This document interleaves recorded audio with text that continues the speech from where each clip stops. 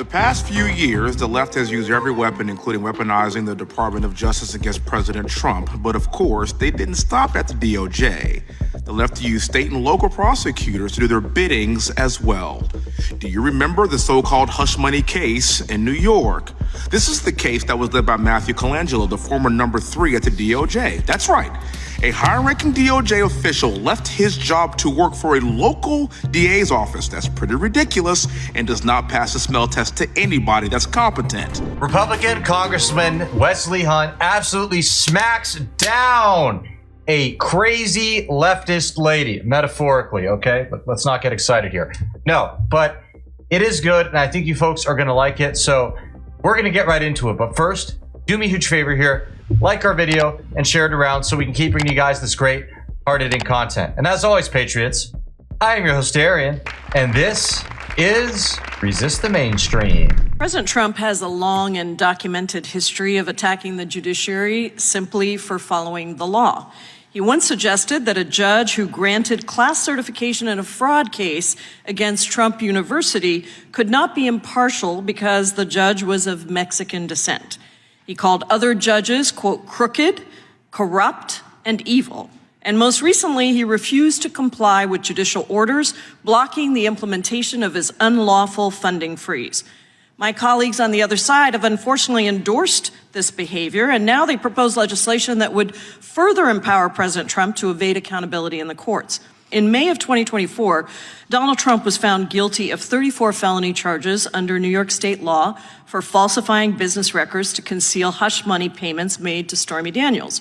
Republicans believe that this prosecution was politically motivated and corrupt, but they seem to forget about the role of a citizen jury, which came to the ultimate unanimous conclusion of Donald Trump's guilt. And once again, to confirm, did the citizen jury, this genius system that you've described, unanimously conclude that Donald Trump was guilty of 34 felony charges? With respect to each of 34 charges. Each one. Protection against tyranny. That's really what we're talking about here, and I really appreciate your input, and I yield back, Mr. Chairman. Protection against tyranny. That is so rich. Now, as far as the whole jury of your peers thing goes, yeah, you know what? All of those people were infected with Trump derangement syndrome, TDS for short. So I don't really care what conclusion they came to, honestly. And people will sit there and wag their finger at you and try to shame you for suggesting that, you know, a jury can be unreliable. No, come on, give me a break. At the end of the day, these people very likely were Democrats, okay?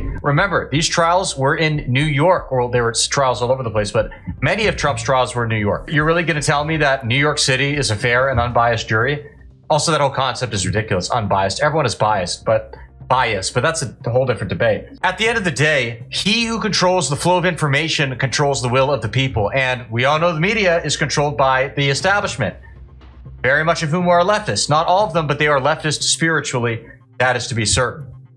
And it's not just New York. You have this problem in so-called red states as well. We'll get more into that a little bit later. I recognize the gentleman from Texas for 5 minutes. Mr. Chairman. The past few years, the left has used every weapon, including weaponizing the Department of Justice against President Trump. But of course, they didn't stop at the DOJ.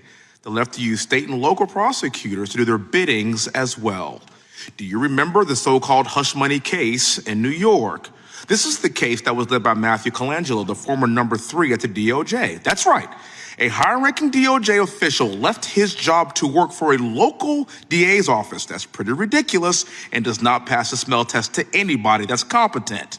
And of course, there's the so-called RICO case in Georgia, as if this guy was Al Capone. Thanks, Fannie. And then there's Tish James. She ran solely on prosecuting Donald Trump. Now, isn't her main job to protect New Yorkers? She was clearly distracted. And you cannot tell me that these cases were not politically motivated. And if President Trump were not running for president again, none of this would have happened, period. None of this would have happened. What people have got to understand is that this is really, really good for fundraising for Democrats. But I'm going to say the quiet part out loud here. They want the veneer of legitimacy. You may have forgotten this, but again, they threw everything at President Trump. They impeached him twice. They tried to remove his name from the state presidential ballots. They laser-focused Lady Justice to eliminate the competition. And how do you survive this? Because he is clearly not like the average person. He is a political force of nature. You hear these Democrats screech about democracy all the time, yet, they try to convict a president so they can throw him in jail or take him off the ballot, or some say try to take his life, right? I'm not going to drop any opinion on that, but there is an argument to be made by some people for that. It's ridiculous. I just can't stand it. And Wesley Hunt is dead on with the veneer of justice comments. It's totally true. Just look at how much the Democrats took it and ran with it when Trump got convicted as a felon. Oh, this convicted felon. People are supporting a convicted felon for president. Convicted felon in the White House. Oh, it's so evil. They'd go to their socialist European friends and say, can you believe that half of the people in my country are trying to put a convicted felon in office? It's so horrible. Yeah, felony that you guys made up, all right? Wake me up when we get felony charges, convictions rather, for Obama, Biden, Bush. All right, yeah, I don't like Bush either. It's not just Democrats, all right? A lot of Republicans were dirty too. It's such a joke. Like, come on. What happened over the course of the past 4 years to President Trump should shock everyone in this country. Because one thing he would always say on the campaign trail was this: if he could do it to me, they could do it to you. I'm just standing in their way. This is repulsive behavior that we saw from the left to prevent a man from becoming the president of the free world. And guess what happened?